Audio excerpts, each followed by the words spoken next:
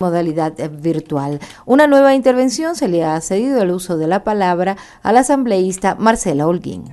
De la sesión, una buena noche para usted, para los colegas asambleístas y para quienes están en esta transmisión siguiéndola muy detenidamente desde varios medios telemáticos.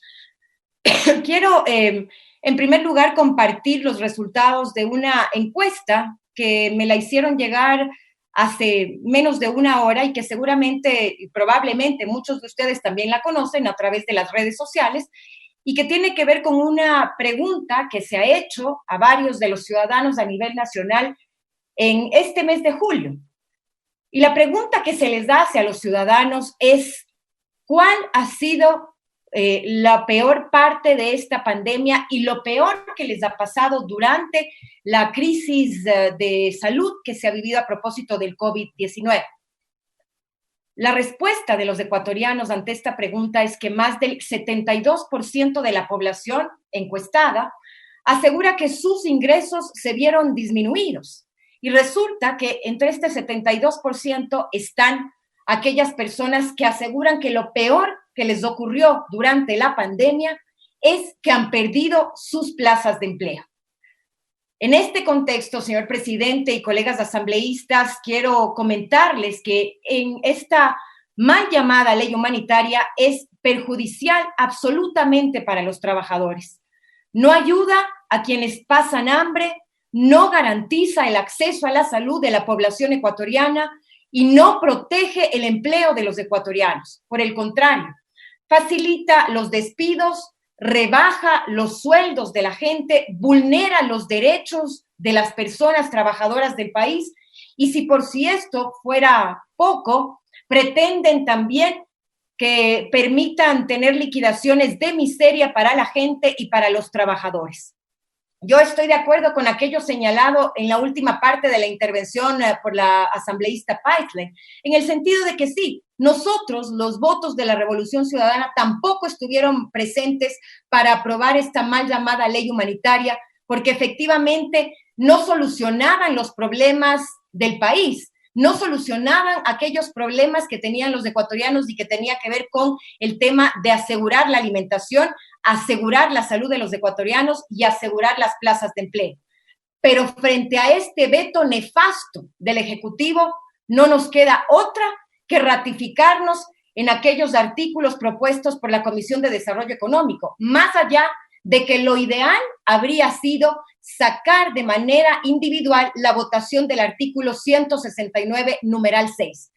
Pero resulta que ahora con el veto del Ejecutivo, esta ley se va a poner aún peor y eso no lo podemos permitir. Esta mal llamada ley humanitaria no tiene el tufo de reparto, del lleve de la salud, de la venta de conciencias por puestos y contratos, de la traición a nuestros mandantes. Hoy tenemos la oportunidad como Asamblea Nacional de demostrarle a la gente que no se vendieron.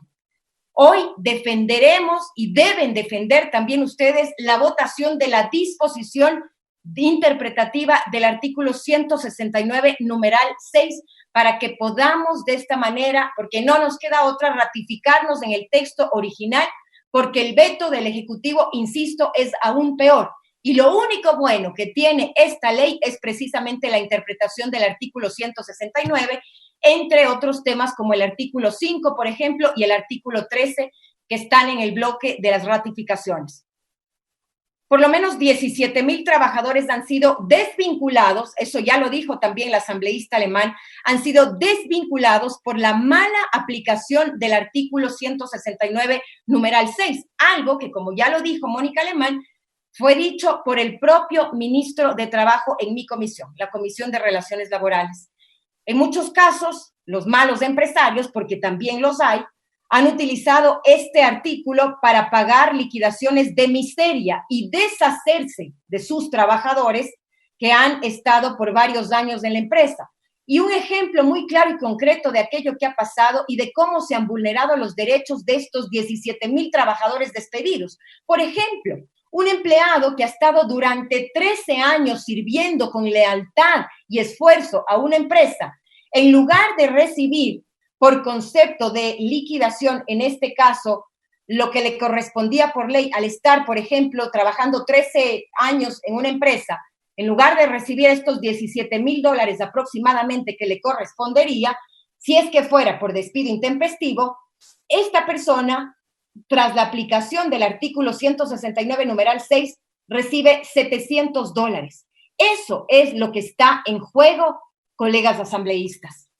En el 169, el veto del Ejecutivo no solo no define lo que se debe entender como fuerza mayor o caso fortuito, sino que además impone un concepto absolutamente ambiguo y que se presta a diferentes interpretaciones al decir y sugerir que el contrato se podría tornar inejecutable. Eso deja la puerta abierta para consumar más abusos de los que ya se han cometido por parte de estos malos empresarios. Lo que quiere decir que la cifra de 17,000 personas y contratos que en este momento se han tirado al tacho de la basura podría aumentar aún más. Y si se creía que no podía ser peor, se equivoca. El Ejecutivo además plantea que el empleador pueda cesar las relaciones laborales que sean imposibles de ejecutar por la naturaleza de la actividad o la característica del servicio convenido. Así lo dice el veto. Es decir, permite despidos por sectores cuando en realidad la única manera debería ser cuando la empresa cierre definitivamente sus puertas de trabajo.